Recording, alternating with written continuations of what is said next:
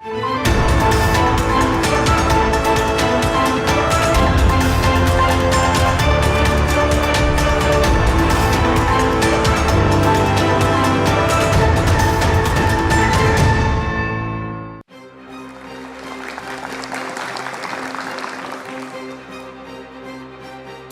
malam saudara.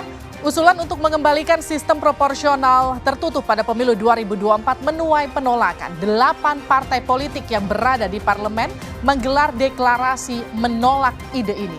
Namun PDI Perjuangan dan Partai Bulan Bintang kekeh menginginkan agar sistem proporsional tertutup kembali digunakan. Alasannya agar bisa menentukan wakilnya sendiri di Senayan. Untuk membahasnya kita akan sapa satu persatu narasumber kita pada malam hari ini. Andreas Hugo Parera, politisi PDI Perjuangan. Selamat malam. Selamat malam, Livi. Selamat malam semua. Kita kemudian akan sapa Yanuar Prihatin, politisi Partai Kebangkitan Bangsa. Selamat malam. Selamat malam, Mbak Devi. Dan selanjutnya kita akan sapa Hermawi Taslim, politisi Partai Nasdem. Selamat malam. Dan tentu kehadiran teman-teman mahasiswa dari Universitas Indonesia, Tarumanegara, dan Atma Jaya. Saudara, inilah dua arah, coblos partai versus coblos caleg. Saya Liviana Charlisa.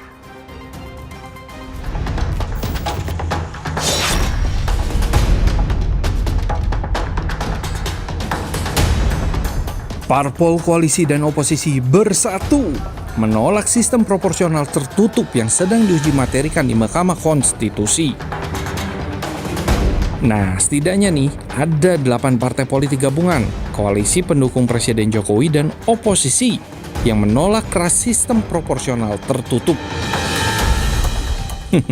Jarang-jarang nih, Golkar, Gerindra, Nasdem, PKB, P3, PAN, hingga Demokrat dan PKS satu suara menolak sistem proporsional tertutup. Pemilu proporsional tertutup merupakan kemunduran bagi demokrasi kita. Di lain pihak, sistem pemilu proporsional terbuka merupakan perwujudan dari demokrasi yang berasaskan kedaulatan rakyat. Sementara PDIP justru memilih mendukung sistem proporsional tertutup pada pemilu 2024. PDI Perjuangan menawarkan suatu wacana untuk mari kita berpikir ulang dalam jalannya demokrasi kita. Diskursus inilah yang menyehatkan demokrasi. Lalu apa sih bedanya sistem pemilu proporsional tertutup dan terbuka? Gini nih, dalam pemilu dengan sistem proporsional terbuka, masyarakat sih bisa memilih langsung wakilnya di parlemen. Tapi kalau sistem proporsional tertutup, masyarakat itu hanya bisa memilih partai politiknya saja. Nggak bisa memilih dan menentukan calon legislatif pilihannya. Tentu sih ada kelebihan dan kekurangan di antara dua sistem ini. Sistem proporsional tertutup dianggap mampu memperkuat kaderisasi dengan menempatkan orang potensial di legislatif dan juga menekan potensi politik uang. Nah, selama ini kan yang terjadi tidak begitu. Ya, partai berdiri nggak jelas sejarahnya, ya nggak jelas apa peranannya, ya tiba-tiba dapat suara besar sekali, ya karena rekrut siapa saja, ya kader bukan apa bukan, yang penting orang terkenal, artis, pelawak misalnya, dan mereka yang punya uang besar untuk membiayai kegiatan pemilu. Sementara sistem pemilu proporsional terbuka dianggap lebih mengedepankan interaksi antara masyarakat dan calon legislatifnya. Ya, kita menghendaki terbuka karena lebih banyak kemungkinan keterwakilan. Jadi umpamanya di suatu dapil ada 6 calon dari partai, bisa mewakili, ada yang perempuan, ada yang pemuda, ada yang ulama, ada yang buruh, ada yang petani. Nah, jadi proporsional terbuka adalah buah dari reformasi, yaitu menciptakan demokrasi yang lebih terbuka untuk semua. Lalu, setelah sekian lama rakyat bisa memilih secara langsung wakilnya, ya masa kita mundur lagi seperti era sebelum reformasi? Ya nggak? Ya nggak? Saudara, kita juga juga akan menghadirkan Ahmad Hoirul Umam, Direktur Eksekutif Indo Strategi sebagai panelis. Selamat malam. Selamat malam, Mbak. Saya langsung ke Bang Andreas. Masa sih sudah sejauh ini demokrasi kita berjalan, kita harus mundur lagi? Bang Andreas, kenapa harus tertutup? Jadi gini, Livi. Nah, selama ini kan kita menggunakan sistem proporsional terbuka. Dan ya kita semua partai mengikuti proporsional terbuka ini sejak tahun 2009 ya. Ketika MK pada waktu itu juga merubah dari sistem semi terbuka menjadi terbuka. Nah, PDI Perjuangan memang dari awal sejak 2010 kami melihat bahwa sistem proporsional tertutup itu adalah yang sesuai dengan Undang-Undang Dasar. Nah, mengapa? Kalau kita lihat demokrasi kita, demokrasi Pancasila, sila keempat, bahwa kerakyatan yang dipimpin oleh permusyawaratan perwakilan. Kemudian di Undang-Undang Dasar. Di Undang-Undang Dasar itu pasal 1 ayat 2 soal bentuk dan kedaulatan. Kedaulatan ada di tangan rakyat dan dilaksanakan menurut Undang-Undang Dasar. Itu di pasal 1 ayat 2 Undang-Undang Dasar. Menurut Undang-Undang Dasar ini di sistem pemilu pasal 22E itu jelas bahwa ayat 3 peserta pemilihan umum untuk memilih anggota DPR dan anggota DPRD adalah partai politik. Itu di ayat 3. Oke. Sementara di ayat 4 peserta pemilihan umum untuk memilih anggota DPD, Dewan Perwakilan Daerah, itu adalah perseorangan. Baik. Jadi di sini sebenarnya Undang-Undang Dasar itu sudah memberikan koridor sistem pemilihan umum kita. Ada di pasal 3 itu rejim pemilihan partai politik. Untuk partai politik. Sementara di ayat 4 itu pemilihan secara individual untuk DPD. Baik, tapi Oleh karena itu sebentar Rivis, biar saya jelaskan dulu. Oleh karena itu seharusnya pembuat undang-undang itu karena pemainnya adalah partai politik, menyiapkan lapangan permainan itu juga dengan sistem ya sesuai dengan partai politik. Pemainnya adalah partai politik, yaitu proporsional tertutup. Itu pandangan PDI Perjuangan. Sementara untuk DPD itu memang perseorangan gitu. Jadi ini ya MK dan MK itu kenapa gugatan ke MK? Karena MK lah yang memutuskan undang-undang berdasarkan Undang-Undang Dasar. Bahwa selama ini ya ada debat publik soal di partai di DPR ada perbedaan pendapat itu biasa. Tapi MK bukan menguji perdebatan suara banyak di DPR berapa atau perdebatan publik, bukan menguji soal opini publik, tapi menguji undang-undang terhadap Undang-Undang Dasar. Pak Hermawi, kalau PDIP nampaknya pede betul akan optimis bahwa pemilu dengan sistem proporsional tertutup itu akan jauh lebih baik dibanding terbuka. Kalau Anda, Nasdem, kenapa ngotot terbuka? Ya, jadi sistem pemilu ini memang sistem apapun selalu mengandung kekurangan dan kelebihan. Sebelum reformasi kita menganut sistem terbuka, lalu reformasi kita sama-sama pelaku reformasi itu merupakan perbaikan, kalau nggak mau dikatakan koreksi terhadap sistem sebelumnya. Pemilihan umum itu pemilihan orang, jadi bukan pemilihan partai. Di tengah kecenderungan masyarakat yang semakin cerdas, para pembuat undang-undang itu sudah benar. Sejak tahun 2009 menetapkan yang dipilih itu coblos itu orang. Kenapa? Dalam satu daftar di satu partai, kalau saya misalnya partai saya ada pasti ada yang paling saya suka. Jadi inilah keunggulan sistem terbuka. Tadi kita dengar Pak Hasto, Sekjen PDIP mengatakan biaya banyak. Modalnya gede.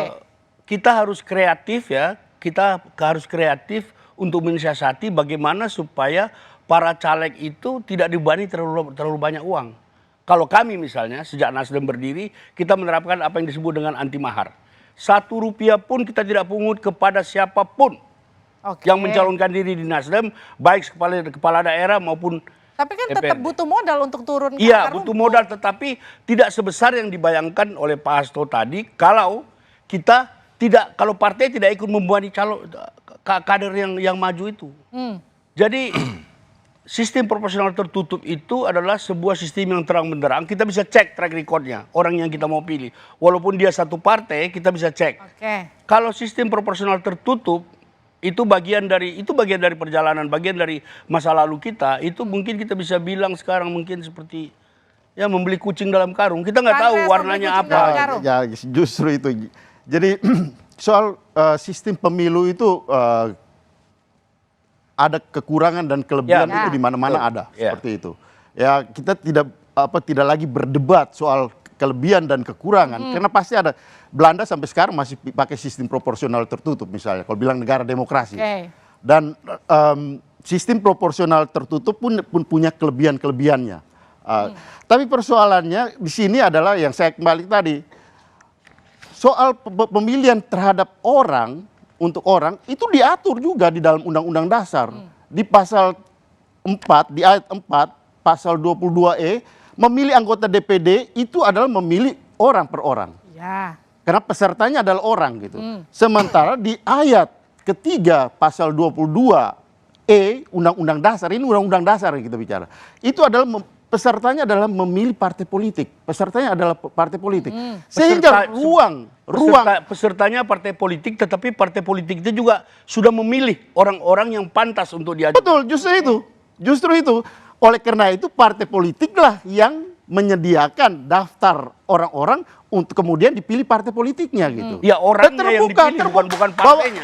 Bahwa orang-orang yang ada di dalam orang yang diusulkan itu pun terbuka untuk dilihat. Tapi pemainnya adalah partai politik sehingga undang-undang yang harusnya dibuat oleh DPR itu menyediakan lapangan permainannya pun adalah lapangan permainan partai politik gitu. Nah sekarang yang tadi dijelaskan, jadi kalau yang sekarang proporsional terbuka kita semua tahu PDI Perjuangan pun pernah sudah mengikutinya itu dan menang 2 kali, tidak ada masalah soal itu. Tapi ya ini bukan soal kalah menang, ini soal sistem yang kita harus soal sistem, justru soal sistem. Karena soal sistem inilah makanya kita berdebat soal di sini. Karena berdebat soal sistem ini harus kembali pada Undang-Undang Dasar. Baik.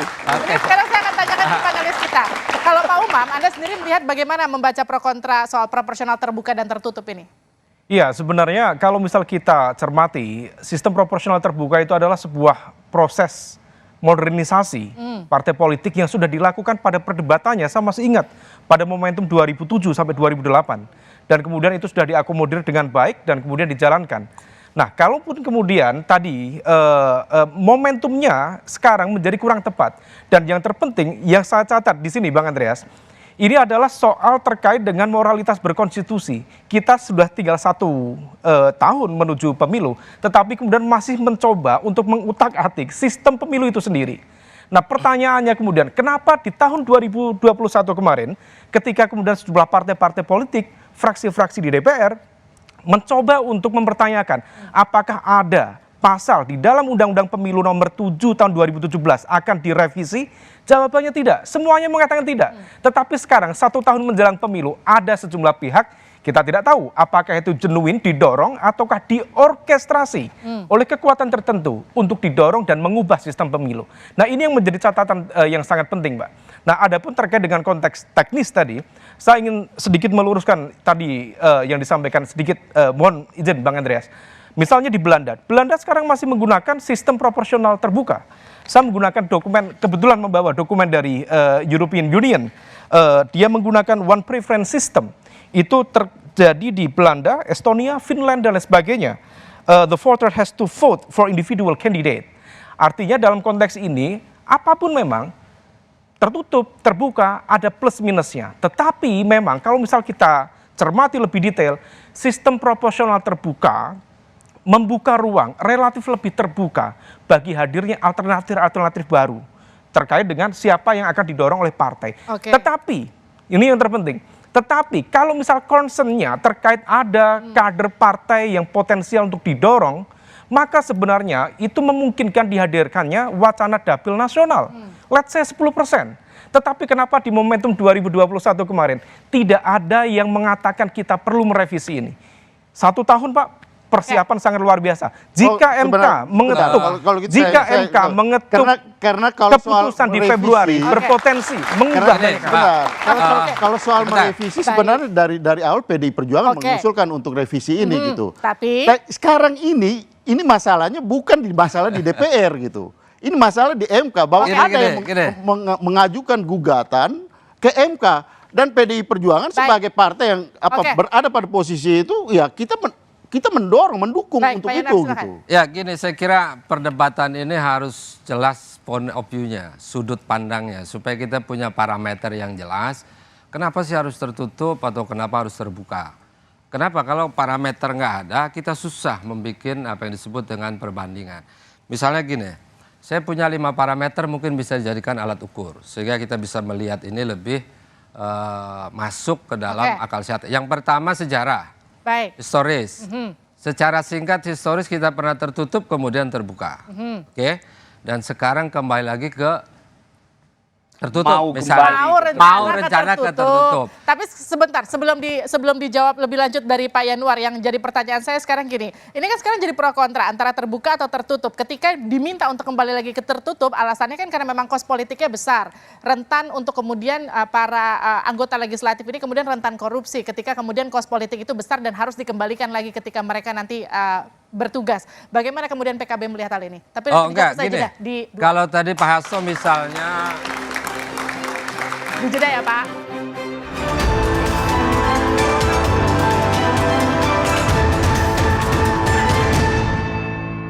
Jadi ada penghematan, sistem menjadi lebih sederhana dan kemudian kemungkinan terjadi manipulasi menjadi kurang, dan yang penting kami bisa mendorong kaum akademisi dari perguruan tinggi, tokoh-tokoh agama misalnya, tokoh-tokoh purnawirawan, itu dengan mekanisme proporsional tertutup lebih memungkinkan bagi mereka untuk didorong terpilih karena base-nya adalah kompetensi.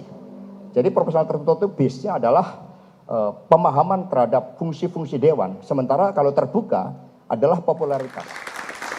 Anda kembali bersama kami di Dua Arah dan sudah hadir di sini salah satu narasumber kita juga Afriansyah Nur, politisi Partai Bulan Bintang. Selamat malam. Malam, Bang. Saya langsung ke Pak Yanuar tadi ya. Kalau kita dengarkan pernyataan dari Pak Hasto tadi kan kita bicara soal proporsional tertutup, kita bisa memilih partai politik bisa memilih caleg yang lebih punya kompetensi dan kemudian bisa menekan kos politik. Kos politik, yes. Gini, ini supaya kita nggak salah paham ya. Pertanyaannya apakah menang pemilu itu variabelnya cuma tunggal kos politik? Ini juga harus dipertanyakan. Kenapa? Bahwa pemilu itu mahal untuk beberapa orang, yes, kita nggak bisa hindari. Dan itu kan yang kita keluhkan semua. Pemilu sistem terbuka memang menaikkan derajat ongkos politik, baik yang ditanggung terutama oleh caleg-caleg. Tapi jangan lupa bahwa ada fakta lain. Fakta lain itu artinya beberapa orang caleg juga, banyak contoh kasusnya, yang mampu melampaui di luar kebiasaan. Orang berkata high politik, kosnya tinggi. Tapi sebagian di antara mereka juga dengan biaya yang relatif lebih sederhana, lebih murah, itu juga banyak contoh-contoh itu, baik di provinsi, kabupaten, kota. Biasanya itu kan dikeluhkan karena mereka memang punya tingkat popularitas yang tinggi, tapi nilai kompetensinya tidak terlalu mumpuni. Ya itu karena gini, karena dia menggantungkan kemenangan pada faktor lain di luar dirinya. Faktor lain itu adalah uang. Jadi yang mewakili dia di lapangan itu uang, bukan dirinya. Tapi beda lagi kalau dia caleg kreatif, caleg punya inovasi, percaya diri yang kuat, meskipun dia berjalan apa adanya, dia lakukan itu, faktanya banyak yang menang juga. Tapi bagaimana dengan anggapan caleg-caleg yang banyak terpilih adalah mereka yang punya nilai popularitas tanpa kompetensi yang mumpuni, itu dia? Faktanya juga ada yang populer, banyak uang nggak terpilih juga. Faktanya, jadi kita nggak usah sebut contohnya siapa, tapi faktanya adalah ada populer, uang banyak, track record di politik panjang tapi nggak kepilih. Makanya tadi saya bilang, jangan menempatkan biaya politik itu variabel tunggal untuk orang menang pemilu. Karena ada variabel lain yang harus dicek bersama-sama dan itu saling mempengaruhi. Nah kalau kita bicara soal uang, kita bicara soal modal, saya ke Pak Afriansyah. Pak Afriansyah, PBB kan bilang kalau misalnya proporsional terbuka itu rentan hanya karena disokong oleh pemilik modal saja. Ya, betul. Kalau PBB itu sendiri bagaimana sikapnya dan Jadi jelas kami selama mulai 98 sampai dengan 2019 salah satu partai yang tersisa. Jadi dari sekian puluh partai tahun 98 ikut pemilu, terseleksi, dan akhirnya sekarang tinggal dari hasil Perfak kemarin tahun 2022 tanggal 14 Desember tersisa 18 partai. 9 partai ada di Senayan, hasil produk 2019. Kemudian 9 partai lagi hasil produk verifikasi faktual yang kami lalui. Oke. Nah, PBB ini sudah 3 periode, 2009, 2014, dan 2019 mengalami suasana yang luar biasa dengan sistem terbuka yang dilakukan. 2009 itu sistem tertutup, tapi proporsional, artinya PT-nya kalau tidak salah hanya sekitar 1%. Kemudian 2009 ditetapkan PT-nya menjadi 2,5%. Dengan PT 2,5% dan sistem terbuka, disinilah terjadi semacam persaingan yang luar biasa, Mbak. Kemana? Ya, saya rasakan, saya 2004 ikut nyalek dari PBB, 2009 PBB, 2014 PBB, dan 2019 PBB. Selama 4 periode menyalek ini, saya merasakan mulai 2009 sampai dengan 2019 ini biaya kos tinggi sekali bagi saya ya. Kemudian saya juga melihat bahwa dalam sistem terbuka ini, saya melihat bahwa tidak ada semacam persaingan yang sehat. Tidak ada persaingan yang Tidak sehat. ada Kenapa persaingan begitu? sehat. Kita melihat bahwa di lapangan ya sesama caleg dari partai sendiri dengan dapil yang sama, itu sikut-menyikut. Baik, saya lempar ke Ya Pak kan? Hermawi. Pak Hermawi. Ya, jadi tentang persaingan internal, itu kan kita bisa, kalau di kami, itu kita bisa bikin rule. Jadi satu dapil, sekian orang dibagi. Daerah pemilihannya, itu mereka pilih sendiri. Begitu juga tadi tentang kos. Kita harus cerdas mensiasati.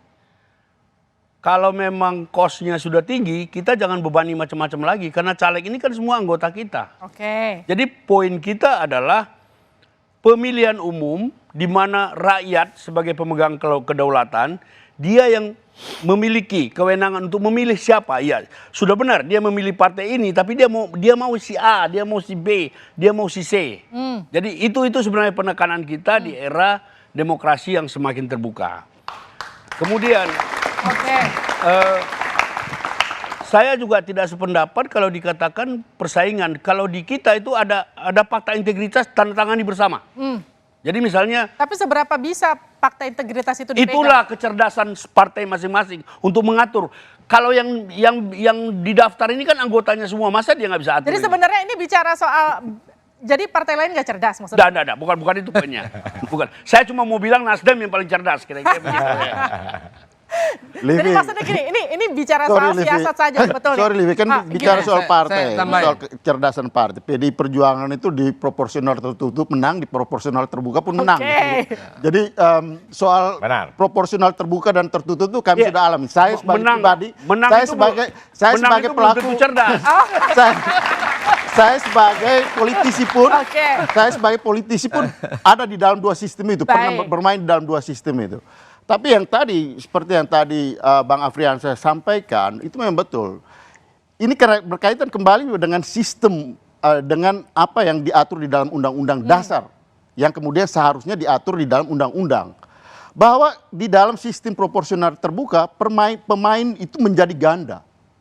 Pemain itu ganda. Pertarungan itu antara partai politik, kompetisi itu antara partai politik dengan partai politik, antara caleg dengan caleg.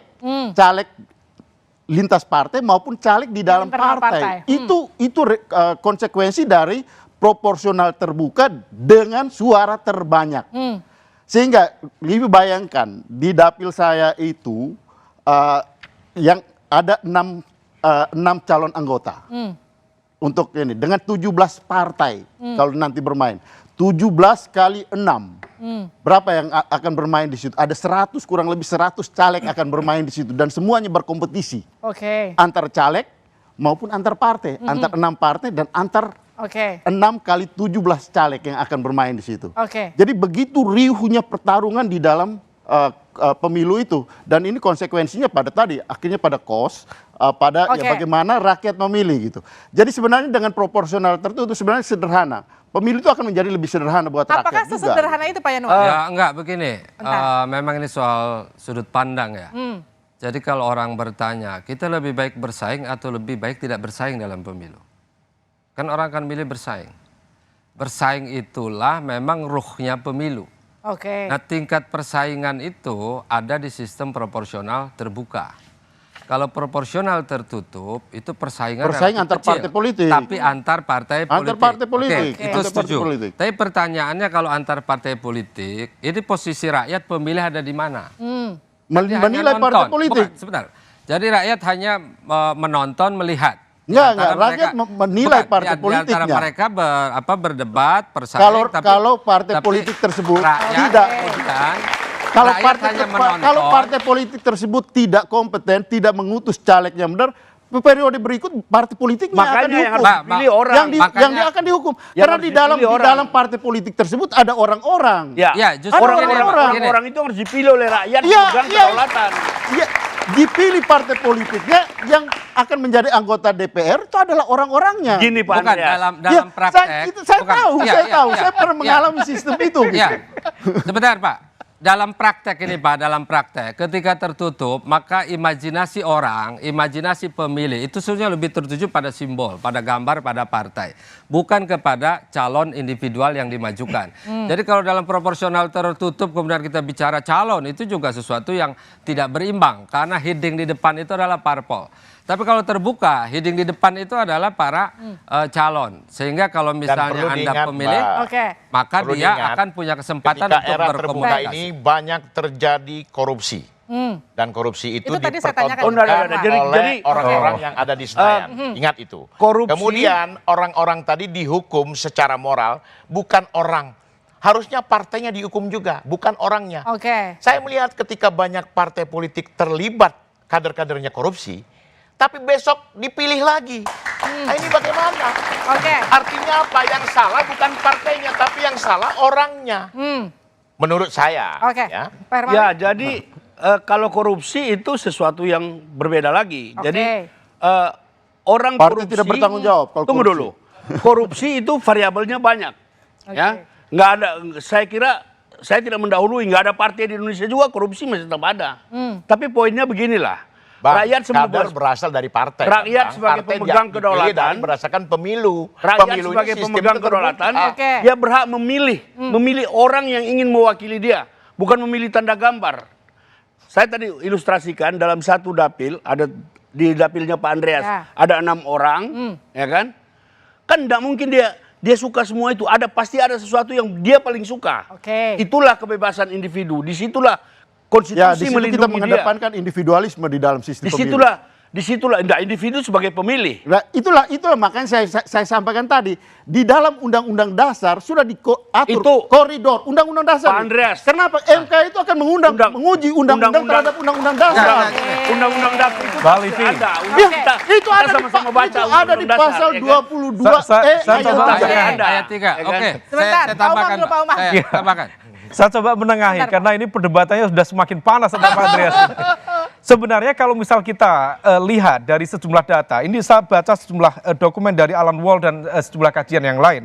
Kalau misalnya dikeluhkan adalah money politics, kemudian kalau korupsi rasanya betul itu bisa terjustifikasi, tetapi perdebatannya jadi agak bergeser. Tetapi kalau misal money politics, let's say di sejumlah negara-negara yang menggunakan sistem proporsional tertutup, Jerman mungkin tidak, Korea Selatan mungkin tidak terlalu. Tetapi di Italia, di Meksiko, di Spanyol, dan sejumlah negara-negara Afrika sebenarnya juga menunjukkan hal yang sama. Jadi money politics itu kalau misal di sistem proporsional terbuka memang dilakukan oleh individu-individu. Dan itu bukan hanya satu partai, 2 partai, hampir semua partai. Tetapi ketika di dalam sistem proporsional tertutup, money politics tetap terjadi, tetapi dilakukan oleh oknum partai politik untuk apa? Untuk mencoblos gambar partai. Karena itu akan menentukan kekuatan dari partai politik di dalam memenangkan pemilu yang akan datang. Sekarang kan pemilu sekitar 1 tahun lagi. Bagaimana kemudian ketika MK mengamini uji materi yang sekarang sedang berlangsung? Nah ini sebenarnya pertanyaan. Nanti dijawab usai jeda di 2. Siap.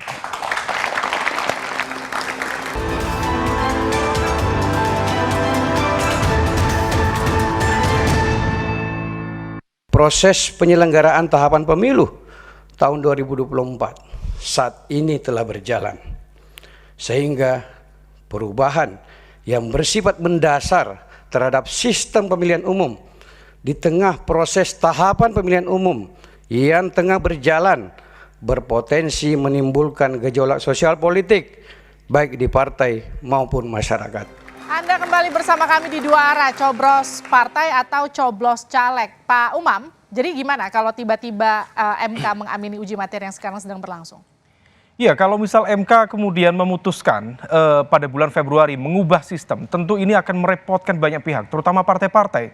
Dan kemudian kalau misal kita cek, maka yang paling diuntungkan dalam konteks ini adalah partai-partai yang memang kalau misal sistemnya tertutup ya, berarti partai-partai yang memang memiliki kemampuan logistik yang cukup kuat untuk membeli suara publik. Tetapi sebenarnya kalau misal kita lakukan,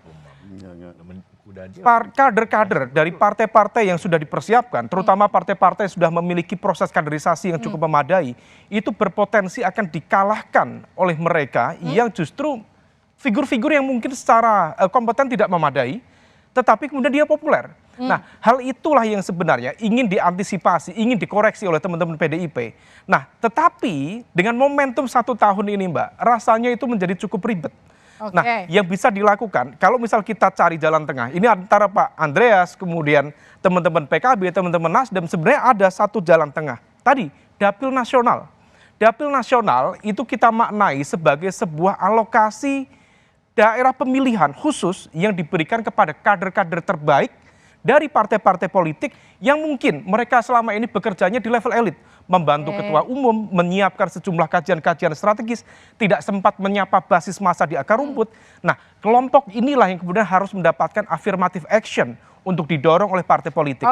Kalau misal katakanlah 10% untuk dapil nasional, 580 dari kursi yang ada saat ini, 10%-nya ada 58. 58 rasanya sudah cukup untuk diberikan kepada dapil kepada kader-kader yang potensial. Baik, tepuk tangan untuk Pak Umam. Saya ke Pak Andreas. Pak Andreas, kalau tadi kita mendengarkan pernyataan dari perwakilan Presiden juga, kemudian tadi juga kita sudah mendengarkan pernyataan dari Pak Umam, nampaknya ribet kalau memang harus 1 tahun kemudian kita berubah sistem. Gejolaknya akan sangat luar biasa. Dulu tahun 2009 juga beberapa waktu sebelum pemilu. Artinya bukan tak mungkin itu terjadi. Bukan tak mungkin gitu, dan kalau berubah ke sistem proporsional tertutup justru lebih sederhana malah. Dari teknis surat suara pasti akan lebih sederhana. Kemudian juga ya memilih, artinya dengan pemainnya adalah partai politik. Nah itu tadi yang saya katakan tadi, di dapil itu menjadi pemainnya 6. Kalau yang tadi dengan proporsional terbuka yang selama ini kita alami juga, itu ya 6 kali 6 lagi gitu. Kali jumlah partai gitu. Jadi memang kompleksitasnya ya lebih rumit sebenarnya. Dengan sistem proporsional tertutup sebenarnya jauh lebih sederhana gitu. Nah, ya problematikanya tadi, ya kalau partai yang tidak menyiapkan kader, tentu mereka akan mencari dari mana, bahkan ada yang membuka pendaftaran caleg gitu kan. Karena mereka tidak menyiapkan kader dari jauh-jauh hari gitu. Kalau PDI Perjuangan kita sudah menyiapkan kader gitu. Saya kira jadi bedanya antara partai kader dengan partai fans club itu di situ gitu. Saya kira pemilihan umum itu kan memilih putra-putri terbaik bangsa, ya, memilih wakil rakyat. Oleh karena itu kita harus membuka koridor yang begitu luas agar proses seleksi anak bangsa ini menjadi lebih luas. Baik. Sama seperti kami misalnya dikatakan, kenapa bukan mencalonkan diri bukan dari kader sendiri untuk presiden. Pemilihan karena kadernya belum ada. Pemilihan umum itu bukan untuk memilih kader partai, memilih pemimpin Indonesia, memilih perwakilan Indonesia. Jadi kita berpikir harus lebih luas. Kalau soal kader kita siap. Anggota kami juga belasan juta, tetapi bisa saja di luar itu banyak yang lebih baik. Jadi keterbukaan itu penting. Keterbukaan itu penting. Tadi ada statement dari pemerintah diwakili oleh salah satu dirjen, Pak Bahtiar. Benar. Dalam forum Mahkamah Konstitusi. Di situ pemerintah mengatakan, di sini kan konteksnya pemerintah hanya bicara soal waktu yang sedikit ini. Sementara KPU sebagai penyelenggara itu kan punya tahapan. Mereka belum kok. masih menunggu keputusan. Makanya kita minta kepada Mahkamah Konstitusi jangan mengulur-ngulur waktu. Oke. Segera bersidang, segera mencari. Sudah, sidangnya sudah Betul, 2 kali. Pak, tapi waktunya Sudah diulur-ulur, ada. Pak. Oke. Ini kan terus diulur-ulur. Nggak tahu nih, nah, saya Schedule minta Mahkamah kepada Konstitusi MK yang itu memang terhormat setiap perkara untuk segera melakukan sidang dan menetapkan putusan terbuka tertutup. Oke. PBB pun sebagai partai yang sekarang menjadi pihak terkait, ya, mendukung perorangan tadi ditambah lagi dengan teman-teman PDIP, sistem tertutup, kami minta segera secepatnya sebagai pihak terkait kami dipanggil agar supaya keputusan ini cepat dan langkah-langkah ke depan KPU bisa menyusun langkah-langkah strategis lainnya. Saya ke Pak Yanuar. Ini ada perbedaan ya Pak Andreas antara gejala transisi pemilu 2009 dan 2024. Kira-kira perbedaannya gini, 2009 itu orang dari tempat tertutup kemudian dibuka. Makanya kemudian efeknya luar biasa positif. Oke. Sehingga orang kayak di dalam ruang tertutup kemudian disuruh keluar. Wah itu kan senang, happy. Sebenarnya kalau di 2004 itu semi terbuka. Nah kalau 2009 Pak, yang saya bilang 2009 putusan MK itu. Yang 2024 keadaan terbalik. Orang sedang di luar begitu kemudian suruh masuk ke dalam. Artinya di ruang yang open terbuka masuk ke dalam ruang yang sempit. Maka secara psikologi saya setuju tadi itu akan memporak-porandakan banyak hal. Kenapa? Terutama yang pertama kesiapan dalam arti manajerial partai. Partai sudah menyiapkan sedemikian rupa itu satu. Yang kedua harap diingat bahwa pada saat orang menetapkan pilihan terbuka atau tertutup nanti pada saat MK memutuskan. Jangan lupa 1 tahun itu seperti ibarat orang naik mobil kencang, Mbak. Ini mobil udah kencang, tiba-tiba direm mendadak. Makanya pertanyaan saya adalah ini sebetulnya perdebatan akademik atau perdebatan yang lain menyangkut soal adu kuat, soal tertutup dan terbuka. Adu kuat itu apa? Jadi ini bukan rasionalitas politik lagi, tapi ini ada sisi lain yang ada di belakang layar. Jadi saya kira apa itu ini maksudnya? harus dipahami. Mbak Livi, kalau tentang adu kuat tadi ya, kalau tentang adu kuat, saya juga mencermati bahwa cara yang diambil untuk mengambil judicial review di Mahkamah Konstitusi itu adalah sebuah cara yang paling mudah untuk mengubah sebuah aturan. Karena tidak melalui proses legislasi yang cukup kompleks. Maka the shortcut, cara yang paling pendek adalah judicial review. Kalau misal kemudian ini berhasil, tentu pihak-pihak yang berada di balik operasi politik ini, maka bisa dianggap sukses. Artinya judicial review ini jalan ninja yang dilakukan PDIP bisa dikatakan seperti itu, Pak Andreas? Oh tidak lah, saya bela PDIP ya. Menurut saya tidak. Boleh. Ini gimana? tidak. Kalau jalan ninja, bagaimana satu partai melawan 8 partai? Tidak bisa. Tapi ini betul-betul real. Bagaimana 3 periode sudah berpengalaman melakukan sistem terbuka. MK pasti punya kajian. MK pasti punya hal-hal yang menurut mereka baik atau tidaknya. Karena MK ini juga selama ini mengalami nasib mereka itu sebagai orang atau MK lembaga yang ketika terjadi gugatan. Dapil yang sama berebut soal gugatan, saya yang menang, suara saya lebih banyak daripada suara Mbak Livi dengan satu dapil. Jadi MK merasakan itu. Pengalaman inilah mungkin MK punya sesuatu yang akan diputuskan secara objektif. Ini menurut saya. Jadi jangan lupa riwayat lah Mbak. Ya. Riwayat Pak, riwayat. Tapi kalau saya bicara gini, adakah kemungkinan kepentingan tertentu di balik rencana perubahan dari proporsional terbuka ke proporsional tertutup Pak Umam? Tapi nanti dijawab saja dari 2 arah.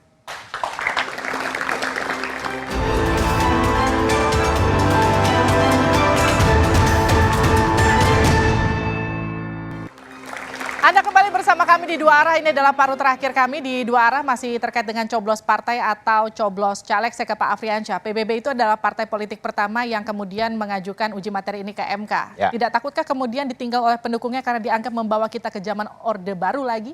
Oh tidak, beda, ini beda dengan Orde Baru. Jadi dengan sistem terbuka 2009 sampai dengan 2019 ini, dari 575 orang yang berada di Senayan sekarang, kami mempunyai data.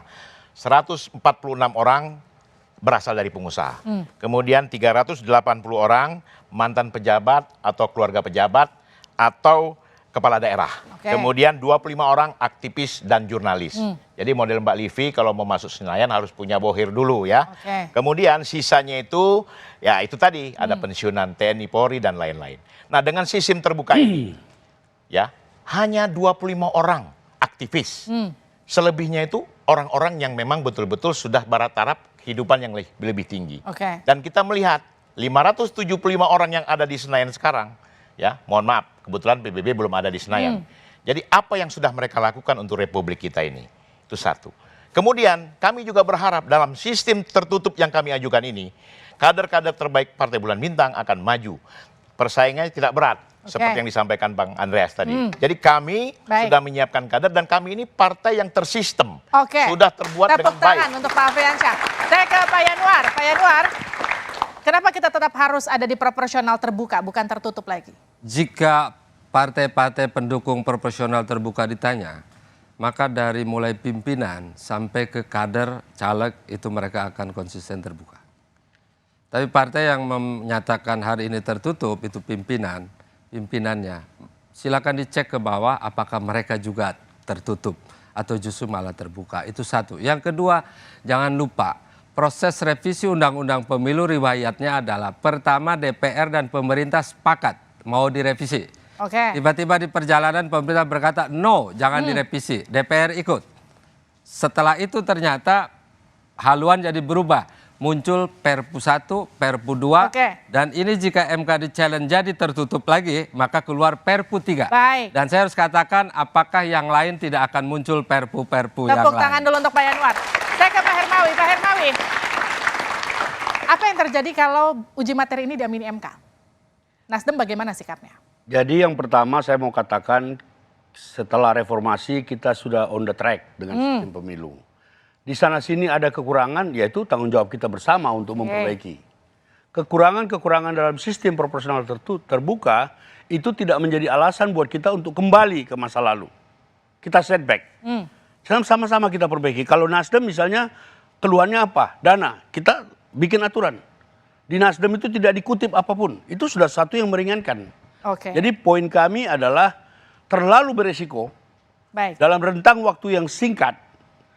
Saya setuju sama Pak Andreas, begitu selesai pemilu 2024, mari kita perdebatkan ini lagi. Tapi sistem ini yang sekarang dengan segala macam kekurangannya masih yang terbaik dari yang diajukan. Tepuk tangan untuk Pak Hermawi. Saya ke Pak Andreas. Pak Andreas, 8 lawan 1 ketika uji materi ini dimenangkan di MK, apakah kemudian PDIP tidak takut ditinggal sendiri? Ya, MK itu bukan menguji suara di DPR gitu. Bukan juga menguji suara opini publik gitu.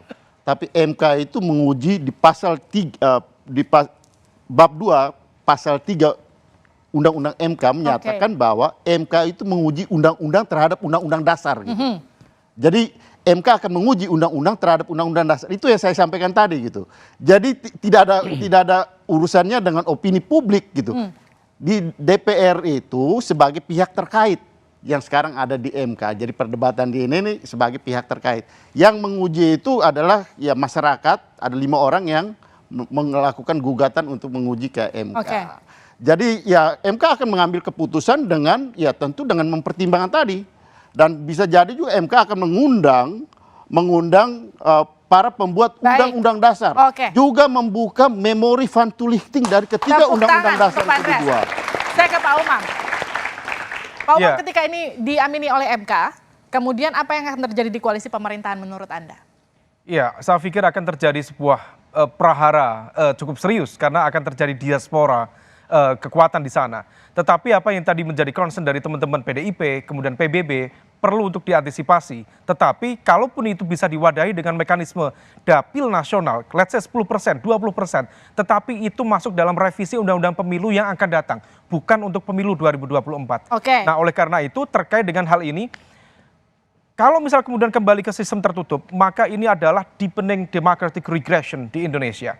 Nah, oleh karena itu, jangan sampai mengembalikan sistem proporsional tertutup justru semakin menguatkan patronase politik di dalam sistem kepartaian yang justru itu menunjukkan ada hal yang cukup serius di dalam konteks demokrasi. Tepuk tangan untuk semua narasumber kita pada malam hari ini. Saudara, proporsional terbuka adalah buah dari sebuah reformasi. Sebagai sebuah cara, sistem ini tentu tak lepas dari celah. Alih-alih kembali ke sistem lama yang dianggap langkah mundur demokrasi, lebih baik memperbaiki sistem yang dianggap lebih terbuka dan menghormati rakyat sebagai pemilik dan pemberi suara.